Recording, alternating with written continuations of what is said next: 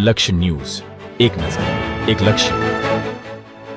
ધારીની જનતા માટે રાહતના સમાચાર. ધારી રેલવે સુવિધા ટૂંક સમયમાં શરૂ થશે. હાલ ટ્રેક મેન્ટેનન્સની કામગીરી પૂરજોશમાં છે. ધારી રેલવે સુવિધા છેલ્લા ઘણા સમયથી બંધ હતી. સ્થાનિકો, વેપારીઓ અને વિદ્યાર્થીઓમાં અપડાઉનને લઈ ભારે હાલાકીનો સામનો કરવો પડ્યો હતો.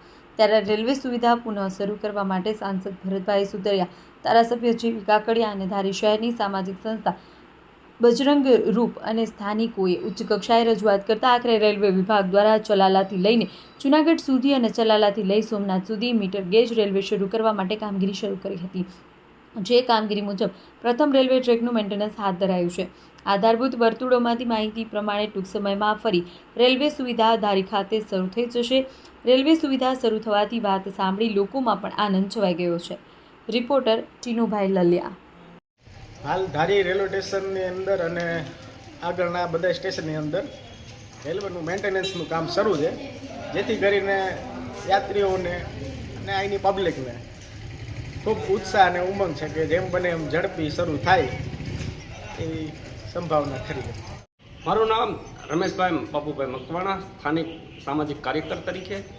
ધારી રેલવે સ્ટેશનને જે ટ્રેન બંધ થયેલી હતી ખીજડીયા અમરેલી, જે એ આગામી દિવસોમાં ફરી ચાલુ થવા જઈ રહી છે, ત્યારે સ્થાનિકોમાં પણ ઘણો ઉત્સાહ જોવા મળે છે. જે થોડીક રોડની આ મેન્ટેનન્સ ખર્ચ માટે રેલવે પાટાના એમના માટે આ કામગીરી બંધ કરવામાં આવેલ હતી. ફરી આપણા ધારાસભ્યશ્રી અને સાંસદશ્રીના પ્રયત્નોથી આ રેલવે ફરી ચાલુ થવા જઈ રહી છે. ત્યારે ધારી, ચલાળાથી અમરેલી અને વેરાવળ સોમનાથ જે પ્રવાસી જવા જઈ રહ્યા છે, ત્યારે એમને પણ આ આનંદનો લાભ મળશે ટ્રેનનો. હાલો, હું ધારી રહું છું. ધારીની બાજુ સ્ટેશનની બાજુમાં જ મારું મકાન છે. જનતાને ખાસ ખબર કે ટૂંક સમયમાં ટ્રેન શરૂ થશે. અત્યારે કામ ચાલી રહ્યું છે.